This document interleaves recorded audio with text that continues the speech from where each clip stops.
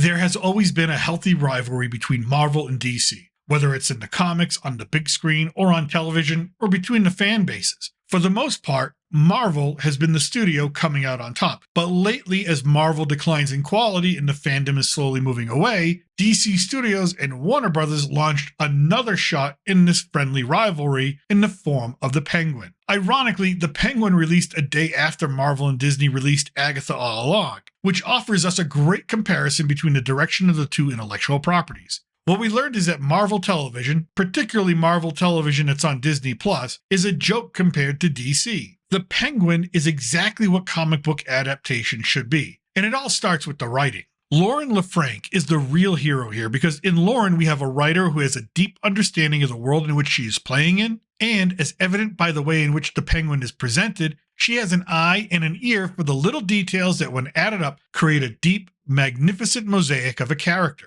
Just hearing her talk about the process of writing, of her awareness of the psychology that must be involved to make sure that the audience has a clear connection with Oswald, is really the large chasm difference between what we see in episode 1 of The Penguin versus the lack of character development, the lack of narrative logic, or audience respect that we got in episodes 1 and 2 of Agatha All Along, which was written by committee, by the way, none of whom seem to know how to use the idea of cause and effect or the concept of character motivation to properly address the story that they're trying to tell. So, for at least this week, DC wins the round. Episode 1 of The Penguin is set 1 week after the events of The Batman, the film directed by Matt Reeves, who also serves as an executive producer for this series. And just so you know, warning it out, there's going to be major spoilers here for episode 1, so let's get into it. We begin with Oswald, staring out the same window that Carmine Falcone stared out as he ruled Gotham's underworld. Now, I know, Falcone, depending if you're reading the comics or watching it on TV, there's different pronunciations. For this, we're going to go with Falcone. The show does a great job of giving us some brief exposition at first. The city of Gotham is still in the midst of devastation because of the Riddler's act in the film. As Oz states later on when he's driving around, "Look at this. What that fucking madman did." Look at this, what that fucking madman did. Oz is not a madman. He's not someone looking to destroy. He's looking to build, to climb the underworld ladder. I'm not saying he's a good guy. I'm not saying he's got all his marbles in his head, but he's not a psychotic like the Riddler or the Joker or some of those other characters. As well, this is not the grand Penguin we all know as a major Batman foe. In this series, he starts out as a soldier in the Falcone family and is looked upon with very little respect, especially by Alberto Falcone, the man who is taking over for his father. Now, Oz is at the Iceberg Lounge because he's looking for information, the personal files that Carmine Falcone stashed away, and he wants to get to them before anyone else does. And he wants to see if there's anything else he can score. He's back in his purple. Technically, it's plum. No. Sorry, plum Maserati. We get a great shot of him with his soon-to-be iconic umbrella waddling into the Iceberg Lounge. He uses a sledgehammer to open up the secret safe of Carmine Falcone. At this point, Alberto shows up, and he's a mess. He's an addict, and he's suspicious of Oswald being there. One thing we will learn about Oz is that he is a chameleon. He can talk his way out of a lot of situations, and this is going to be one of them. He convinces Alberto to sit down and have a drink. And throughout the conversation, Alberto tells him about a secret score he's got going on. It's all very hush-hush. Then, as Oz talks about respect, Alberto laughs at him. And this is the one thing that you do not do with the Penguin. And even the writers specifically say, you do not laugh at the Penguin. True internal rage takes over and Oz shoots Alberto. At first, he is ecstatic over this because he got disrespected. And next, he realizes the problem he just created for himself. He just killed the boss of the crime family. There is an impulsiveness to Oz that reveals itself here in this scene. There is a deep trauma within him that causes him to act hastily and rashly without understanding or thinking through the consequences. Now, this is going to become a theme throughout the episode, and we're on a learning journey with Oz as he learns about his blind spots, the parts of his behavior and personality that hold him back or sabotage his chances to succeed. Again, Laren LeFranc took great care of a legacy character while giving him a different new twist. Again, she's the real hero here. Now, a carryover behavior or trait from the Batman is how Oz feels about taking orders, about being seen as lower. So, as Oz prepares the body for disposal, we begin to see that same disdain. he has for those who disrespect him, and he just tosses the body of Alberto down the stairs. And as he makes his way to his car, in an odd reversal of how the Batman found Jason Todd stealing the hubcaps off the Batmobile, for those of you who don't know, Jason Todd is a second Robin, Oz finds 4 punks trying to steal his hubcaps. He fires his gun at them, scares them off, except for one who he catches, Victor, who has a stutter. Now, Oz is a man with a disability as well, so for a brief moment, he looks at Vic with compassion, at least enough to let him help him get rid of Alberto's body and not kill him right away. In essence, Vic, played so well by Renzi Feliz, who really becomes part of our agency as an audience into this vicious world, is also the Penguin's version of Robin. He's his sidekick, or at least he's going to become that. Now, from there, a very interesting father-son, mentor-student relationship begins, and again, it's the little things they have Oz talk about with Vic that make the character so interesting. Oz talks about his air freshener in his car. He talks about mixing different slushy flavors as a kid. He takes Vic in, and Vic follows him around, soaking in the underworld. But more than that, Oz shows Vic his routines, taking different subways, where he hides his mother, how he uses blackmail, and so on. The next order of business is that he and Vic need to set up an alibi with Oz's usual call girl, and after that, they proceed to the dump site. This is where Oz planned on killing Vic, but again, he sees something in him that he thinks is worth keeping around. He spares Vic's life after dumping Alberto in the trunk of a car in a junkyard. Oz reaches in and takes the ring from Alberto's finger, the ring that belonged to Carmine, the ring that Carmine took from Sal Maroni after turning against him and sending him to prison. So this ring has enormous significance, and usually the person who's wearing it is the kingpin of the underworld. Oz then continues his mentor relationship and gives Vic his first cigar, and then tells him he wants to watch the sun rise. After this, Oz goes home to change, which is where we get to see exactly why Oz walks with a waddle. He has a severely clubbed foot.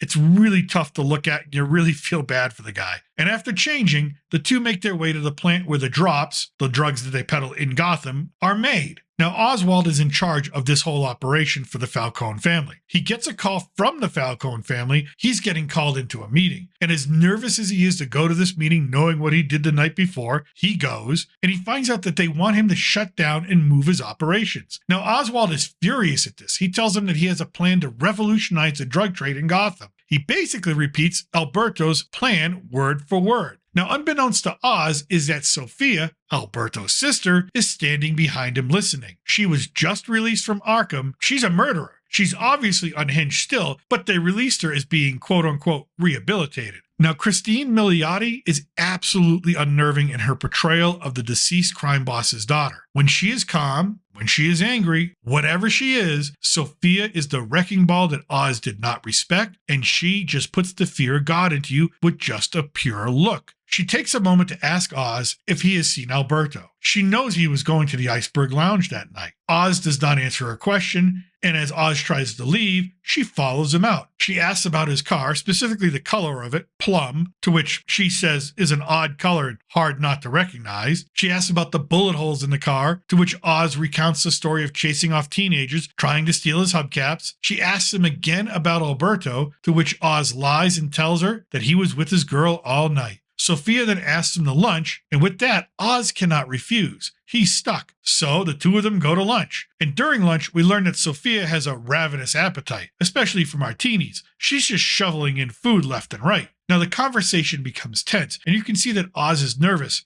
And Sophia exploits that. Oz is forced to lie even more and expand the web of deception that he's already spun. It is obvious that Sophia does not underestimate Oz, even telling him that, and it is obvious that she does not believe Oz because she was the only other person that knew Alberto's secret plan, and hearing Oz repeat that, she now knows that he saw Alberto recently. So he is lying to her. And of course, Oswald knows that Sophia knows, so now they've got to go on the run. So after lunch, Vic and Oz find their way to the suburbs and Oz's mother's house. And we learn that Oz is a Dolly Parton fan, which gives Vic a chuckle. Again, it's another one of those things, sort of like a dad joke, that gives Oz as a character a little bit more depth, something that you don't get in Agatha All Along or any of the other Marvel TV series. Now, when we meet Oz's mother, who is a dementia patient, we get another big piece of the puzzle that is Oswald Cobblepot. Throughout the comic book history and other media, Oswald's relationship with his mother has been a defining characteristic of who he is and how he is motivated. It is his mother, the only person to show him love, despite his deformities and his physical appearance, that is able to speak to Oswald at a base human level, to scold him, to encourage him, to get him to see himself as he cannot, capable, ruthless, and deserving of everything he wants. Now, Oswald cares for her like a doting son, making sure she takes her pills, keeping her in a house, and for Vic to be in that sanctuary, the place where Oswald keeps and protects his most precious treasure, his mother, is a real sign of trust towards Vic, and a real sign of the relationship and how much the Penguin is now relying on somebody else. Now, it is Oswald's mother who convinces him not to run, to stand up to Sophia. It is his mother who gets him to buck up and think of another way. It is his mother who removes his fear and his doubt. And with that, Oswald and Vic return to Gotham with a plan. The first step of the plan is to visit Sal Maroni, the Falcone's chief rival